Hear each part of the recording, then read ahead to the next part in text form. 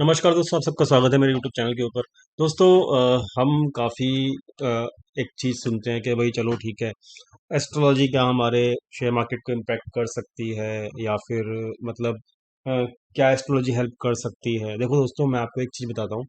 Astrology हो या फिर डाटा हो या फिर कुछ भी हो, वो केवल एक रेफरेंस पॉइंट होता है।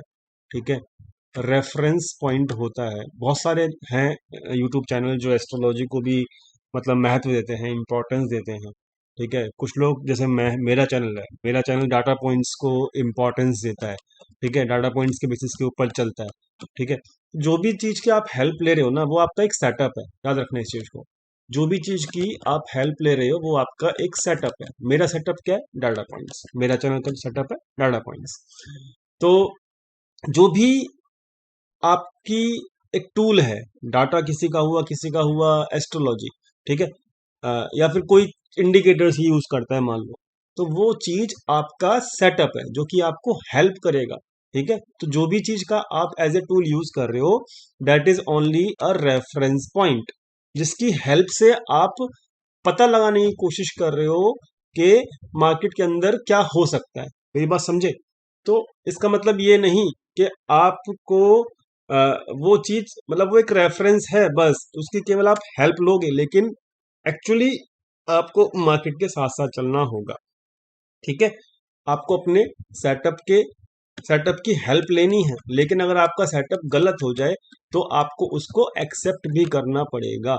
ठीक है, और आपका सेटअप की जो एक्यूरेसी है वो 90% अगर है, और अगर 10%, याद रखना, सेटअप की जो एक्यूरेसी है या फिर जो भी आपका रेफरेंस पॉइंट है उसकी एक्यूरेसी अगर 90% है, तो भाई वो एक्यूरेट है। आपका सेटअप, उसको मत छेड़ो, उसको मत छेड़ो।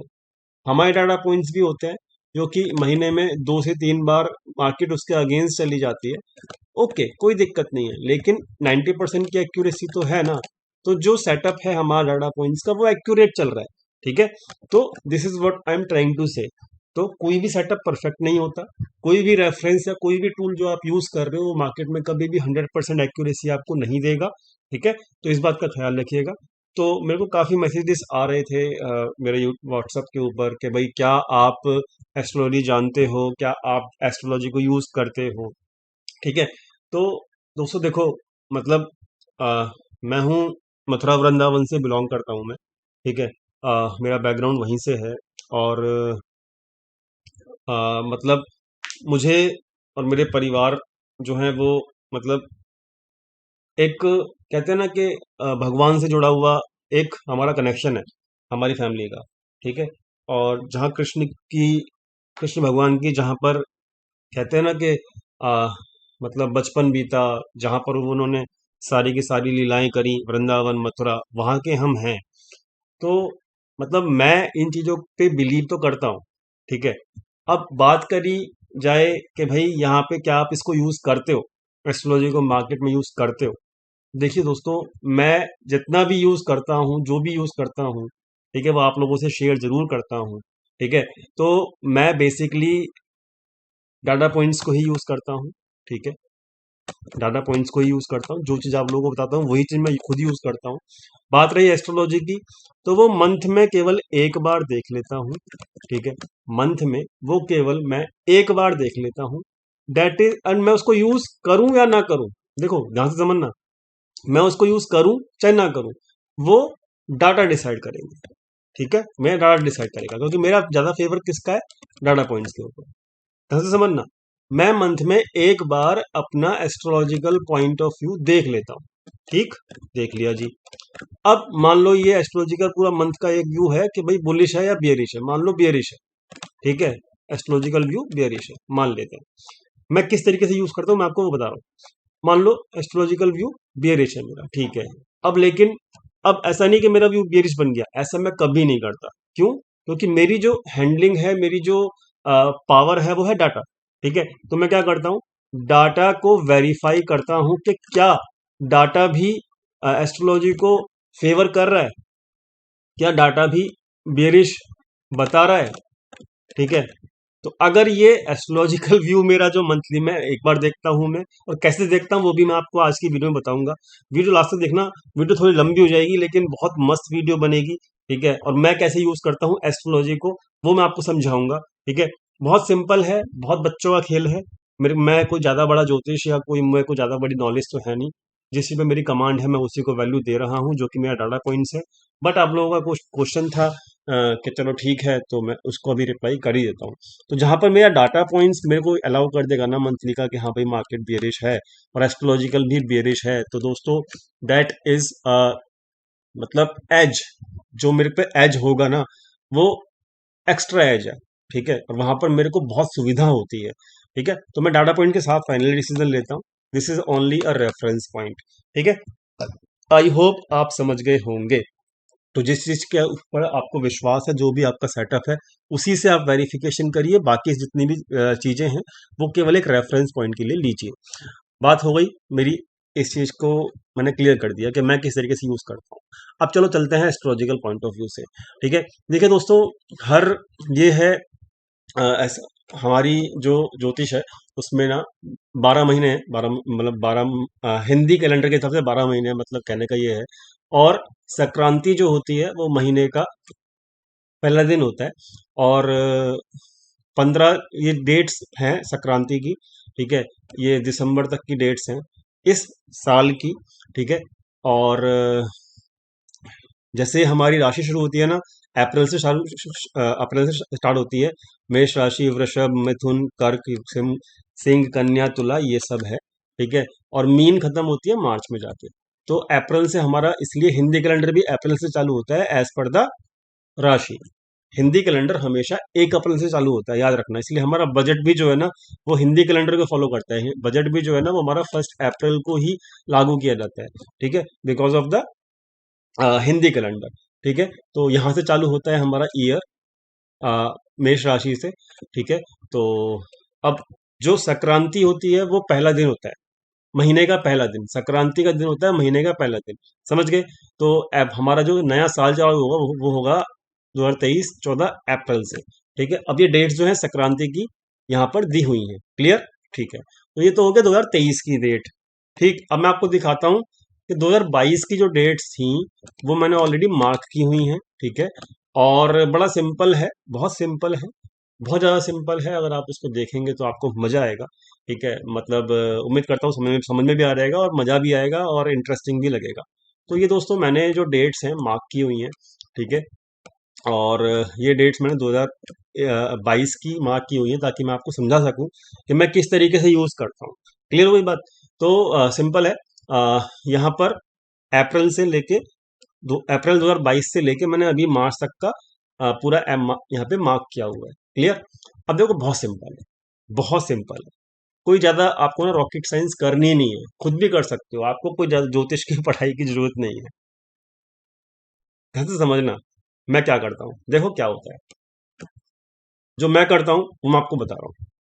देखो क्या होता है, समझना ध्यान से। एक होता है मार्केट। देखो, मार्केट के अंदर दो चीजें होती हैं, तो मार्केट बुलिश रहेगा या मार्केट नीचे गिरेगा। ठीक है, बुलिश होने के लिए क्या कंडीशन होनी चाहिए? एक कैंडल है, ठीक, अगर अगली कैंडल, अगर मार्केट का ट्रेंड यहाँ से बुलिश होना है तो कंडीशन क्या होनी चाहिए? पिछली कैंडल का जो हाई है वो कटना चाहिए ना, तभी तो मार्केट ऊपर जाएगा ना। बेसिक सिचुएशन है ना, बच्चों वाली बात है ना ये। इसमें कुछ ज्यादा सोचने वाली बात तो नहीं है ना। तो यही सिंपल एक लॉजिक है।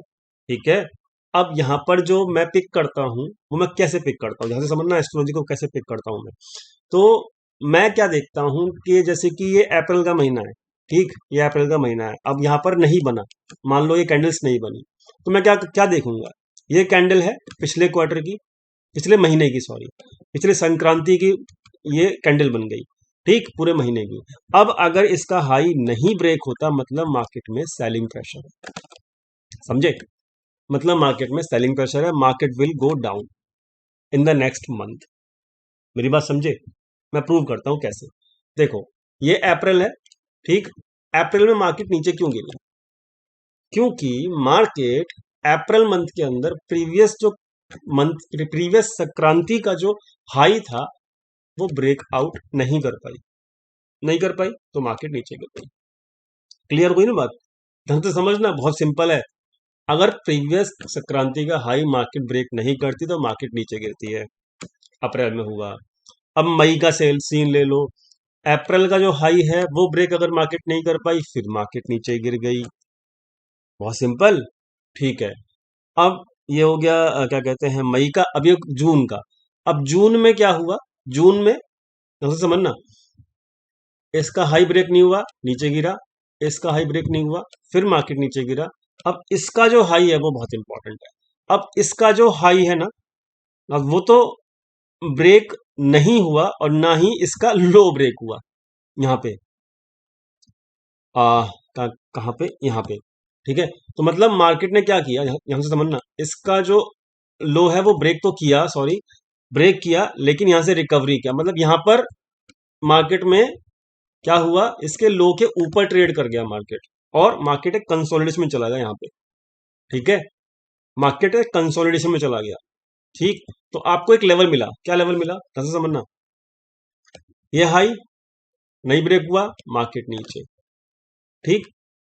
अब इस कैंडल का हाई, इस मंथ के कैंडल का हाई और लो। ठीक। हाई नहीं ब्रेक हुआ, नया लो बना। ठीक। नया लो बना। अब ये हाई, ठीक है, ये हाई यहां पर नहीं ब्रेक हुआ, और इस कैंडल का जो लो है यहां पर, ये तो क्या हुआ, यहां पर लो तो बना लेकिन मार्केट इस लो के ऊपर रिकवर कर गया। ठीक है। इस हाई को भी, तो यहां पे क्या हो गया, कंसोलिडेशन हो गया। ठीक। कंसोलिडेशन हो गया। अब आगे चलते हैं। अब यहां पर समझो, ये हाई ब्रेक नहीं हुआ, नीचे। ये हाई ब्रेक नहीं हुआ, नीचे। ये हाई ब्रेक नहीं हुआ, यहाँ कंसोलिडेशन। ऊपर नहीं गया मार्केट। मार्केट को ऊपर जाने के लिए प्रीवियस हाई तोड़ना जरूरी है। ठीक है। बहुत सिंपल है। अब इस हाई को तोड़ेंगे। अब ये हाई था प्रीवियस संक्रांति का। तो क्या हुआ, अगस्त में जैसे ही हाई टूटा मार्केट बुलिश। समझ रहे हो? मेरी बात समझ रहे हो?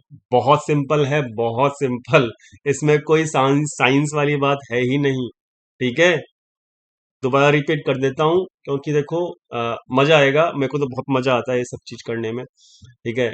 और देखो, प्रीवियस संक्रांति का हाई नहीं ब्रेक हुआ, हम गए नीचे। ठीक है। फिर इस वाली संक्रांति का हाई ब्रेक नहीं हुआ, फिर हम गए नीचे। फिर इस संक्रांति का क्या कहते हैं हाई ब्रेक नहीं हुआ, तो हम नीचे भी गए, ऊपर भी आए, लेकिन बुलिश नहीं हुए, कंसोलिडेशन हो गया। ठीक है। ओके।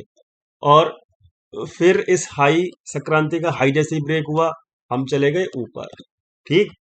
फिर इस संक्रांति का हाई के आसपास ना तो ब्रेक हुआ ना कुछ हुआ। ठीक है। इस संक्रांति का हाई हाई के आसपास हम रुक गए। अब संक्रांति के हाई के आसपास मान लो, मतलब ऊपर ही है, इसके ऊपर है या फिर आसपास है। ठीक। तो ये नीचे नहीं गिरा, ऊपर ही है मार्केट का ट्रेंड। ठीक। अब आगे पढ़ो। अब आगे समझो, बहुत ध्यान से आगे समझो। इसमें 90% एक्यूरेसी आपको मिलेगी। लिख के देता हूं आपको इसी मेथड में। ठीक है। बताता हूं कैसे। अब देखो, अरे यार ये क्या हो रहा है। आगे आगे बढ़ते हैं। देखो अभी आपको करंट मंथ का भी समझ में आ जाएगा। ठीक है ना? अब ये देखो, करंट इसको यहां पे लेते हैं। अब देखना ध्यान से, इंटरेस्टिंग है, मजेदार है, खुद करके देखना तब बिलीव होगा। अब ये हाई है पिछली संक्रांति का, ब्रेक हुआ, जोड़ लगाया, ब्रेक नहीं हुआ, तो कहां गया, नीचे गया। गया ना? गया। अब ये हाई है एक पहला, और ये दूसरा हाई है किसका, संक्रांति का। पता है हमें, ये हाई टूटेगा तो मार्केट ऊपर जाएगा, ये हाई टूटेगा तो ही मार्केट, वही हुआ, ऊपर गया। प्रीवियस हाई इस संक्रांति का ही है, मार्केट ऊपर गया। ये हाई अगली इस संक्रांति का है, नहीं तोड़ पाया, मार्केट नीचे आ गया।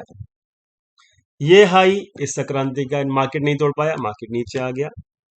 ये हाई इस संक्रांति का है, मार्केट नहीं तोड़ पाया अगली संक्रांति में, मार्केट नीचे आ गया। आ गया ना? आ गया। भाई सिंपल है ना, हाईज को पकड़ो, क्लियर, आपको मार्केट की स्ट्रेंथ पता लग जाएगी। ठीक। अब अगली संक्रांति, ये संक्रांति जो चल रही है 13 तारीख को खत्म हो जाएगी। ठीक है। ये संक्रांति जो चल रही है वो 13th को खत्म हो जाएगी। अब आप मुझे बताओ अब आगे क्या होने वाला है, कमेंट्स में लिख देना, ठीक है, मजा आएगा। अब देखो क्या करना है। अब मेरा बहुत सिंपल है, क्या कि ये संक्रांति जब 13 को खत्म होगी तो मैं चेक करूंगा, तो मेरे को एक हाई मिल जाएगा। मोस्ट प्रोबेबिलिटी ये रहेगी कि इस संक्रांति का जो हाई है वो ये रहेगा, कितना है, 18,150 के आसपास। कितना है, 18,150 के आसपास। अब अगर 18,150 के आसपास डाटा क्या बोल रहा है, वो अगर मैं देख लूं, ढंग से समझना, डाटा क्या बोल रहा है, क्योंकि मुझे वो हाई पता है इस संक्रांति का, और वो अगर सेव कर गया मार्केट, तो मार्केट में क्या होगा, अगली संक्रांति नीचे जाएगी कि ऊपर, बताओ। ऑब्वियसली नीचे जाएगी ना, लॉजिक समझ रहे हो। 18,150 एक ऐसा लेवल मिल गया आपको जो अगले अगले एक महीने के लिए आपको watch and wait and watch करना है, ठीक है। तो अगर एक जनरल ट्रेंड आपको मिल गया, अब देखो बड़ा सिंपल है, इसको भी और सिंपल कर देते हैं। अब एक हाई मिल गया, कौन सा, 18,150 का, ओके। आ जाओ फटाफट से, अब आ जाओ अपनी पावर पे। कौन सी पावर पे, डाटा पॉइंट्स की पावर पे। आ जाओ फटाफट से, 18,128, डेट कौन सी संक्रांति की, 13 मार्च, ठीक है। तो हम क्या करेंगे, 13 मार्च तक तो कोई दिक्कत नहीं है क्योंकि वो तो करंट संक्रांति का ही डेट है। हम क्या करेंगे, 13 मार्च के बाद वाली जितनी भी एक्सपायरी है ना, उसको चेक करेंगे। हम 29 मार्च वाले एक्सपायरी को चेक कर लें, ठीक है ना। अब जरा चेक करो 18,150 पे क्या हो रहा है, और वहां पे है क्या, रेसिस्टेंस है या फिर सपोर्ट है, ये समझो, ठीक है। बहुत सिंपल है, बच्चों वाला काम है, देखो खुद पता लग जाएगा नेक्स्ट नेक्स्ट जो संक्रांति हो कैसी रहने वाली है, ठीक है। तो देखो यहाँ पे 18,000, यहाँ पे कहाँ गया, ये रहा 18,150, हम जानते हैं ना लेवल। अब यहाँ पे देखो 18,000 पे 69,000 है, कॉल राइटर ये कितने हैं, 32,000। मतलब 29 तारीख तक, 29 मार्च तक आप पहले 18,000 ही क्रॉस कर लीजिए, क्योंकि ये आपको रोकेगा, ये एक रेसिस्टेंस है, ये आपको रोकेगा, ठीक है, समझे बात। और इसके बाद 18,150 का लेवल जो है वो हम जानते हैं चार्ट्स के ऊपर करंट संक्रांति का हाई है। 18,000 के बाद नेक्स्ट लेवल 18,100 का भी है, जहां पर हैवी कॉल राइटर हैं। इसके नीचे 17,900 पे भी यहाँ पर डबल हैं कॉल राइटर, ठीक। 17,800 पे भी कॉल राइटर हैं दबा के, ठीक है। तो भैया मेरे हिसाब से, अब देखो ध्यान से समझना, ये तो हो गया केवल एक ऑप्शन चेन का पार्ट। पोजिशनली एफआईआईज ने क्या कर रखा है, शॉर्ट पोजीशंस होल्ड कर रखी है ना, कर रखी है ना। तो अब क्या वो अपनी शॉर्ट पोजीशंस 13 मार्च तक क्लोज कर देंगे, बताओ, कर देंगे, मुझे तो नहीं लगता। मैंने क्या किया, मैंने अब डाटा पॉइंट्स की हेल्प ले ली, सिंपल सी बात समझ में आ गई। कितना टाइम लग गया भाई, 18 मिनट लग गए, ठीक है। तो बात समझ में आ गई, बहुत सिंपल है। मेरे हिसाब से अगला महीना इस हाई के ऊपर नहीं जाएगा, 18,150 के ऊपर मार्केट, इससे नीचे नीचे मार्केट अपने आप को डिफाइंड कर लेगी। किया अगर तो फिर से हम नीचे की गिरावट देखेंगे। तो जो अप्रैल मंथ की जो संक्रांति है, जो कि 14 अप्रैल को खत्म होगी, ठीक है। डेट्स कहाँ मिलेंगे आपको ये संक्रांति की, बता दिया है, यहाँ पर मिलेगी, ठीक है ना। तो 14 अप्रैल जो है वो मैंने मार्क किया हुआ है, ठीक। तो भाई सिंपल है, इस तरीके से मैं एस्ट्रोलॉजी को यूज करता हूँ। समझ में आ गया होगा, बहुत सिंपल है, बच्चों का खेल है। आपको केवल इतना पता लगाना है, मंथली कैंडल का जो हाई है अगर वो टूट जाता है तो भाई मार्केट बुलिश। तो वो ही हाई मैंने यहाँ पकड़े हैं, वीडियो दोबारा देख लेना, बहुत सिंपल है। प्रीवियस हाई टूटता है तो अगली संक्रांति बुलिश, प्रीवियस हाई तोड़ने में सक्षम नहीं है मार्केट तो बेयरिश, नहीं तोड़ पाया, ठीक है, तो बेयरिश, नहीं तोड़ पाया तो बेयरिश, सिंपल, ठीक है। और यही ऐसी अब 150 का हमने पता लगा लिया 13 मार्च से पहले पहले, 150 तो नहीं टूट रहा, 18,150 13 मार्च से पहले पहले नहीं टूट रहा। तो इस मंथ की एक्सपायरी का तो ये है, ठीक है। अब जब यहाँ मार्केट आएगा, ठीक है, अप्रैल में, अगर अप्रैल में 18,150 टूट जाता है तो हम बुलिश हो जाएंगे, नहीं तोड़ता तो हम बेरिश हो जाएंगे। मतलब आपको एक रेफरेंस पॉइंट मिल गया, क्या? 18,150, जो कि आपको फोकस में रखना है अगले 1 महीने के ट्रेंड के लिए। पॉइंट इज सिंपल, बहुत सिंपल है, मजेदार है। मैं इसे करता हूँ, मंथ में एक बार करता हूँ, तो मुझे पता होता है कि, और मैं इसको डाटा पॉइंट से कंफर्म भी कर लेता हूँ, तो मुझे पता होता है मुझे अगले 1 महीने में सेल ऑन राइज करना है या फिर कैसे करना है, मतलब। और डाटा पॉइंट से देखो चलते ही रहते हैं, ठीक है। तो बहुत सिंपल था, मजेदार था, मेरे हिसाब से अभी भी जो 18,150 है वो डिफेंड कर लेंगे और फिर मार्केट को नीचे गिराएंगे अप्रैल में भी। तो this is why I am not, मतलब, बुलिश राइट नाउ। बाकी देखते हैं क्या होता है आगे। तो ओवरऑल ये था वीडियो, समझ में आ गया होगा। इसको वेरीफाई करते रहो, डेट आपको पता है, लेवल आपको पता है, अब बुलिश होने का 18,150 है, ठीक है। और इस लेवल से ऊपर गया मार्केट तो अप्रैल में बुलिश होना है, इस लेवल के नीचे नहीं गया ऊपर अप्रैल में और रिवर्स करना शुरू किया तो हम नीचे की तरफ के रास्ते खुलते हुए देखेंगे अप्रैल में। And it is so simple to understand. I hope मज़ा आया होगा, बच्चों वाली एनालिसिस की होगी। और ये, मतलब, कहते हैं ना कि, मतलब, वेरीफाई कर लीजिएगा इसको, तो आपको सब चीज़ आपको खुद ब खुद दिखेंगी। एक जर्नल ट्रेंड करना क्या है पूरे मंथ में, सेलोन राइज करना है या फिर, मतलब, वो तो एक आप खुद ही पता लगा सकते हो, किसी के ऊपर डिपेंड नहीं होना, किसी के ऊपर डिपेंड नहीं होना, आपको रेफरेंस पॉइंट भी मिल गया, ठीक है। चलो, उम्मीद करता हूँ समझ में आ गया होगा। Thank you so much for watching this video, thank you.